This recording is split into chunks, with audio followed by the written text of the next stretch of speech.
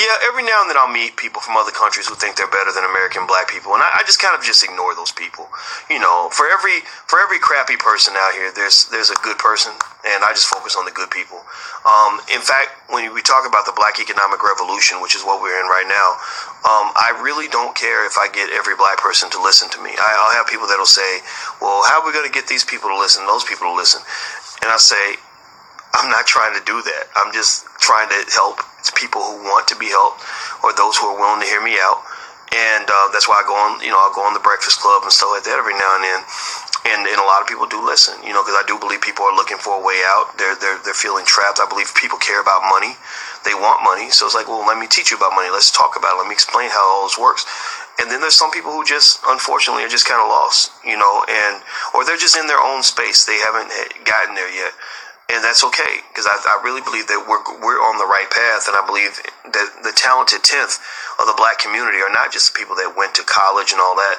In fact, most of the people I know who went to college and graduate school, they run away from this. They run away from blackness. They run away from consciousness. They run away from the conscious community, because in order for them to fit into, or to properly assimilate into their corporate environments or whatever, they can't really be too black, and they're more likely to question black consciousness, or think that, hanging out with too many black people is a bad thing, or they'll say, oh, well, because I don't like Umar Johnson, that means the whole conscious community is crazy. They all a bunch of stupid hoteppers or whatever. And I think that's kind of sad, because there's millions of people in that community, and everybody has a different personality, but, I think the people that are going to build the future of the black community are the people that are trying to build businesses with their children, who are making investments, who are also setting up infrastructure so we can educate our own kids. The three things black people need to do in order to solve most of our problems is, one, we must educate our own children instead of handing them over to white people, because that's where the brainwashing begins. The public school system is really just a coon factory. That's all it is. It spits out coons. It spits out people that, think about this, it's really truly sick if your child goes to school and they know more about George Washington than they know about Africa. Like, George Washington hated black people. George Washington murdered slaves. George Washington made laws that chased slaves down until they were dead. So why? In fact, I think he passed a law that said if a free woman, if an escaped slave gives birth to a child, that child is a slave. It was something crazy like that.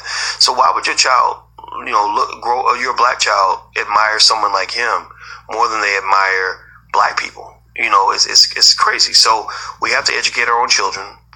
We have to create our own jobs instead of begging for jobs. The solution to the black economic problem does not come from white people giving us more jobs.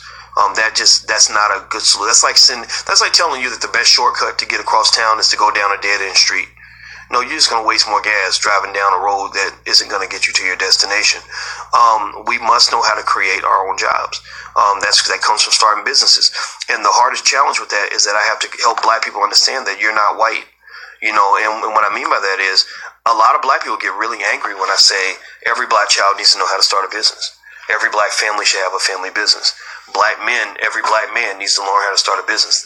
They get mad because they'll say, well, everybody ain't cut out to run a business. Yeah, that's true. But everybody's not qualified. Everybody's not cut out to fire a gun.